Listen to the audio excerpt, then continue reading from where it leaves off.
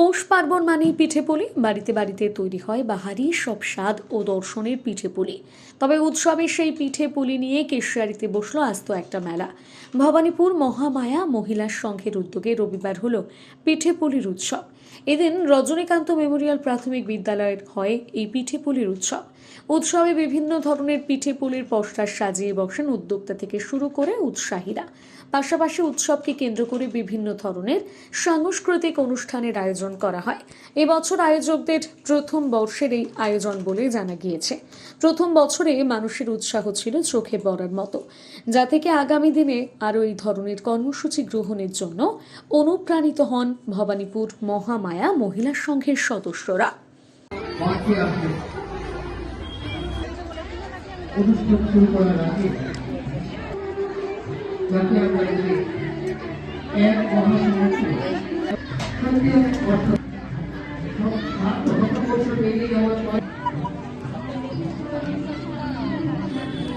আমরা হচ্ছি কেশিয়ারি ভবানীপুর মহামায়া মহিলা সংঘর পক্ষ থেকে।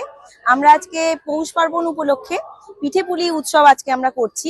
এটা আমাদের প্রথম বছর, 2025-এ আমরা প্রথম বছর করছি। তো প্রথম বছরে যেহেতু আয়োজন, সেই জন্য আমরা একটু সংক্ষিপ্ত ভাবেই করছি। তো কেমন কি হবে বা কতজন মানুষজন এখানে আসবেন আমরা তো ঠিক মতো বুঝতে পারছি না, তাও আমরা চেষ্টা করছি আমাদের মতন করে করার। অবশ্যই অনুষ্ঠানের প্রথম বছর যেহেতু একটু ভুল ত্রুটি হয়ে গেছে আমাদের, তো সবকিছু মানিয়ে নিয়ে করছি এবং মোটামুটি আমি দেখতে পাচ্ছি মানুষজন এসছেন, আমাদের সহযোগিতা অবশ্যই করছেন অনেকে। তো অনুষ্ঠান চলছে আমাদের মোটামুটি। পিঠেপুলি আমাদের প্রায় শেষের মাথায়। আমরা ধারণাও যেটা করতে পারিনি যে এত তাড়াতাড়ি যে এতটা আমাদের সেল হবে, এবং তার সঙ্গে অনুষ্ঠানও আমাদের শুরু হয়ে গেছে। অনুষ্ঠান রানিং আমাদের চলছে এই মুহূর্তে।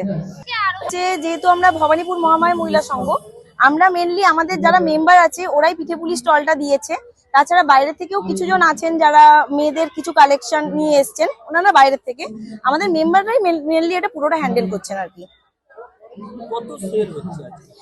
আমরা খুব আশা, আমরা এইভাবে ছিলাম না, কিন্তু আমরা অনুষ্ঠানটা করার পর আমরা অনেক আশাবাদী যে আমাদের মোটামুটি ভালোই হচ্ছে অনেকটাই। এই মুহূর্তে আমি লোকজন অনেক সহযোগিতা করছেন আমাদেরকে। এই মনোভাবাপন্ন কেন বলতে, দেখুন, পিঠেপুলি উৎসব হয় অনেক জায়গায় হয়, কিন্তু আমাদের কেশিয়ারিতে এটা প্রথম। হঠাৎ করেই আমরা এমনি বসে বসে আলোচনা করলাম যে কিছু একটা নতুন কিছু করা যাক। তো পিঠেপুলি উৎসব হচ্ছে বাঙালিদের একটা পৌষ পার্বণ একটা শ্রেষ্ঠ উৎসব অবশ্যই। তো বাচ্চাদের কি হয়, আস্তে আস্তে এই চিন্তা ভাবনাগুলো আস্তে আস্তে চেঞ্জ হয়ে যাচ্ছে। বাচ্চারা আমাদের পরবর্তী যারা জেনারেশন এত জানে না এই সম্বন্ধে কিছু। তো এইরকম ধারণা নিয়ে, এবং তাছাড়া মেয়েদের অবশ্যই স্বাবলম্বী করার জন্য সবকিছু মিলিয়ে এরকম একটা চিন্তাধারা আমাদের। কচিপাতা সাংস্কৃতিক একাডেমির বর্ষপূর্তি উপলক্ষে চিত্রকলা প্রদর্শনী ও শাস্ত্রীয় সঙ্গীতের অনুষ্ঠান আয়োজনে চর্চা।